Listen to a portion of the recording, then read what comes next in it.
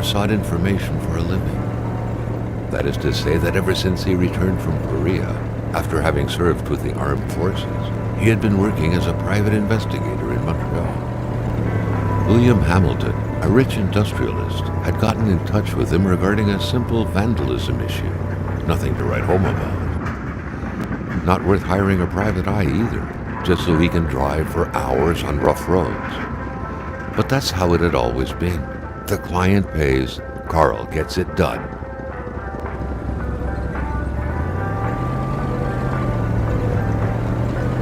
They had set up to meet at the general store, his client's business. Well, actually, the entire village had William Hamilton's name written all over it.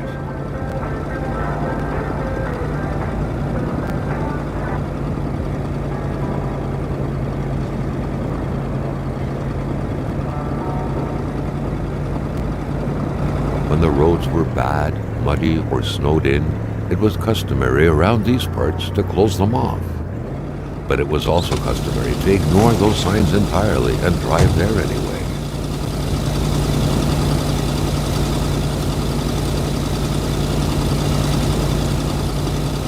Hamilton never mentioned a road-blocking barrier. Why was it needed here in the back of Beyond? That would, however, be a mystery for another day. Carl had waited long enough for someone to come and raise it. Still not a soul in sight. There was no point in waiting any longer. Carl had to figure this one out by himself.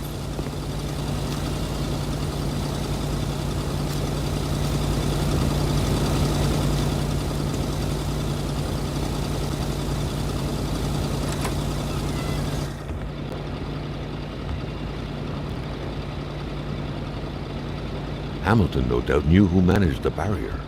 Carl wanted to give him a call, but that would have been too easy though, as sure enough the line was acting up.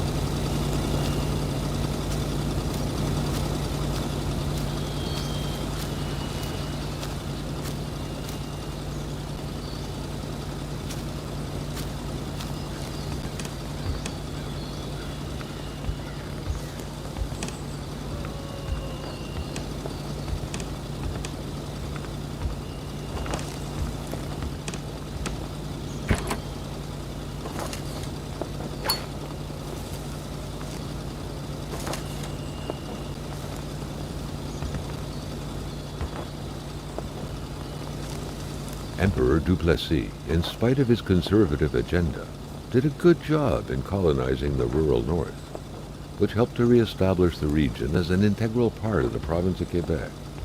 The blue fleur-de-lis could be seen fluttering in the wind here and there, taunting the red Canadian flags on the other side of the province's boundaries.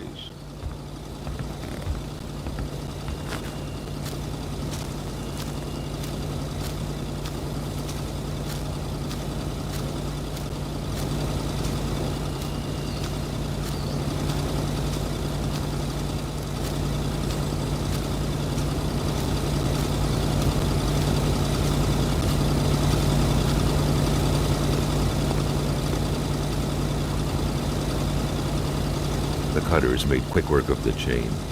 What better way to investigate vandals than to get into their shoes, Carl, the professional vandal, thought. reveling in the irony of the situation. Hamilton is waiting for Carl in the general store. It was time for him to get down to business.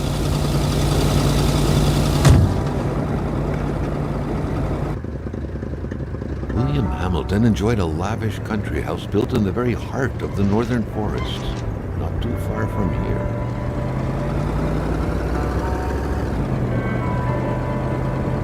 The local populace was divided when it came to the affluent man. Some saw a wealthy philanthropist dedicated to improving the region's economy. Others, an aging Englishman who would do anything to further his fortunes. And those ones hated him enough to go on about scheming against him. Hamilton had recently acquired a few local businesses, but the last straw was the reopening of a mine, which gave rise to a wave of protests and threats from the Cree people. Given these circumstances, Carl reckoned that a good number of people must be feeling compelled to oppose Hamilton in one way or another. So far, only the industrialist's house had been a target, but soon enough, Carl thought, the target would become the man himself.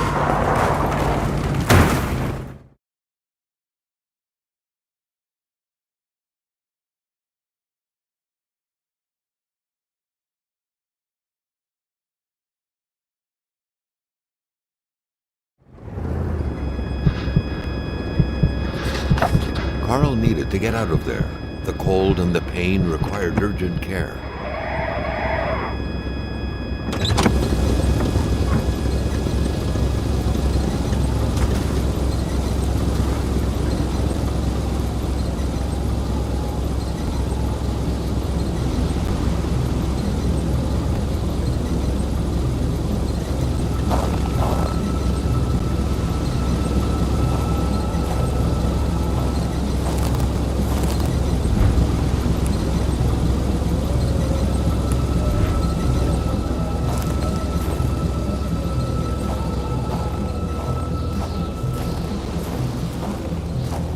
The driver had taken off.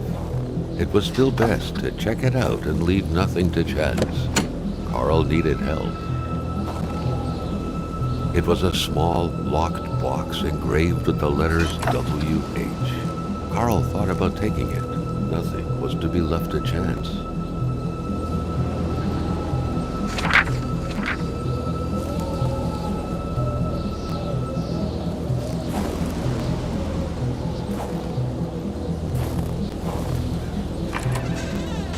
It was so cold. Already Carl did not feel his toes anymore.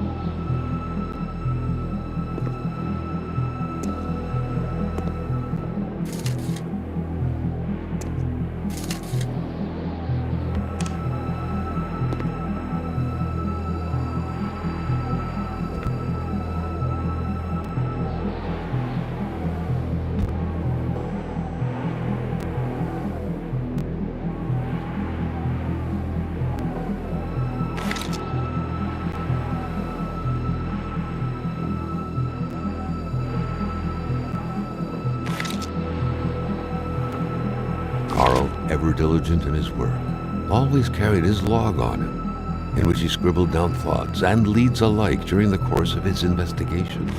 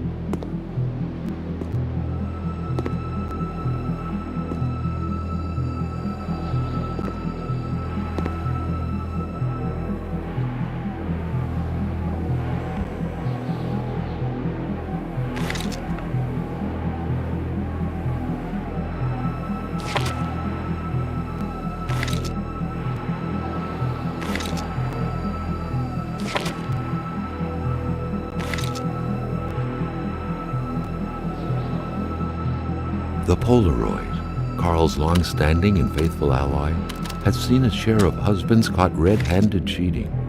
There's always something out there waiting to be snapped away.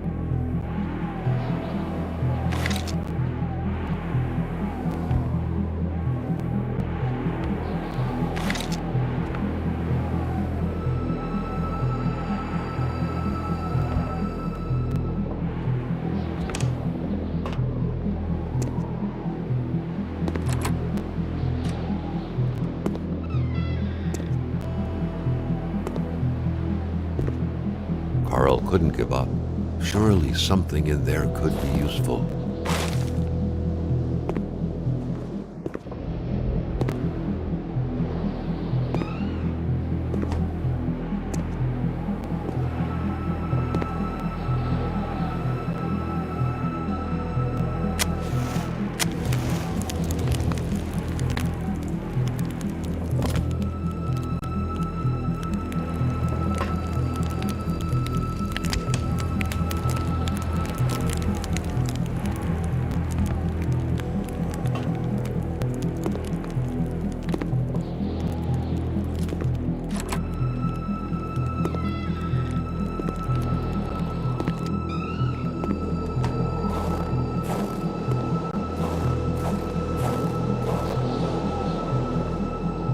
Carl's scout training was buried deep in his memory.